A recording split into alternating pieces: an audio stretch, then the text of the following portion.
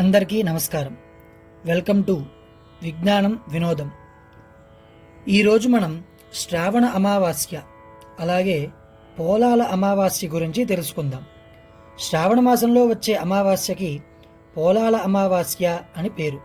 స్త్రీలు సౌభాగ్యం కోసం మరియు పిల్లల యోగక్షేమాల కోసం, తన కుటుంబ వృద్ధి కోసం పోలాల అమావాస్య వ్రతాన్ని ఆచరించడం ఆనవాయితీ.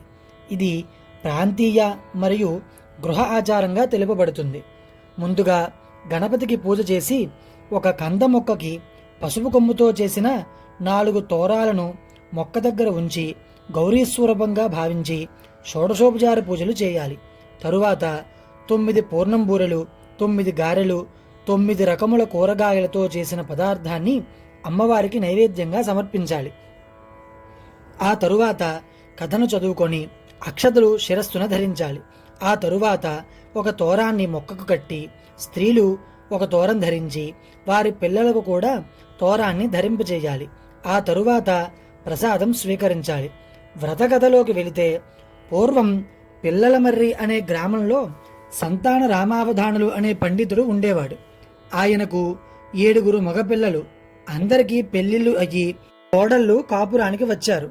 పెద్ద కోడళ్ళు 6 పిల్లలు పుట్టారు. కానీ చిన్న కోడలు సుగుణకు మాత్రం పిల్లలు పుట్టడం, వెంటనే చనిపోతూ ఉండడం జరిగేది. అలా 6 సార్లు జరిగింది. ఆ కారణంగా ఏ కోడలు కూడా ఆ 6 సంవత్సరాలు పోలాల అమావాస్య వ్రతం చేసుకోవడం కుదరలేదు.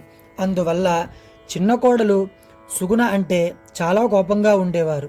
సూటిపోటు మాటలతో బాధించేవారు. 7వ సంవత్సరం సుగుణ మరోసారి గర్భవతి అయ్యింది. ఈసారి సుగుణను పిలవకుండా వ్రతం చేసుకోవాలని పెద్ద కోడళ్ళు నిర్ణయించుకున్నారు. సరిగ్గా శ్రావణ అమావాస్య నాడు సుగుణకు ప్రసవం అయ్యింది. సుగుణ మృత శిశువుకు జన్మనిచ్చింది. ఈ సంగతి తోటి కోడళ్లకు తెలిస్తే తనను వ్రతానికి పిలవరని తలచి చనిపోయిన బిడ్డను తన గదిలో దాచి ఎవరికీ అనుమానం రాకుండా తన కడుపు దగ్గర చిన్న గుడ్డల మూట ఉంచి తన తోటి కోడలతో కలిసి పోలాల అమావాస్య వ్రతాన్ని ఆచరించింది.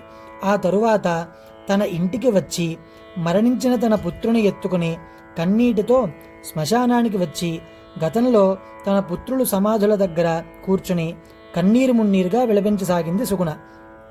అప్పటికి బాగా చీకటి పడింది. ఆ సమయంలో గ్రామ సంచారానికి బయలుదేరిన పోలాలమ్మ సుగుణ దగ్గరకు వచ్చి, ఎందుకు ఇలా రోధిస్తున్నావు అని అడిగింది. సుగుణ జరిగిన కథంతా పోలాలమ్మ వారికి వివరించింది. అమ్మవారికి సుగుణ మీద జాలి కలిగింది. సుగుణ, బాధపడకు. నీ పుత్రుల సమాధుల దగ్గరికి వెళ్ళి ఏ పేరు అయితే నీ పిల్లలకు పెట్టాలనుకున్నావో ఆ పేర్లతో వారిని పిలువు అని చెప్పి మాయమైపోయింది. సుగుణ వెంటనే ఆ సమాధుల దగ్గరికి వెళ్ళి తన పుత్రులను పేరు పేరున పిలిచింది. వెంటనే ఆ సమాధుల నుంచి ఆమె పిల్లలు సజీవంగా లేచి వచ్చి తల్లిని కౌగిలించుకున్నారు. సుగుణ ఎంతో ఆనందంగా వారిని దగ్గరకు తీసుకుని వారిని వెంట పెట్టుకుని ఇంటికి వచ్చి జరిగినదంతా తోటి కోడళ్లకు చెప్పింది. అందరూ సంతోషించి అమ్మవారికి నమస్కరించారు భక్తిగా. ఆనాటి నుండి ప్రతి శ్రావణ అమావాస్య నాడు ఈ వ్రతాన్ని ఆచరిస్తూ పిల్లాపాపలతో ఆనందమయ జీవితాన్ని అనుభవించి తరించారు ఆ కుటుంబ సభ్యులు. ఓం శ్రీమాత్రే నమః. వీడియో నచ్చితే లైక్ చేయండి, షేర్ చేయండి, సబ్స్క్రైబ్ చేయండి.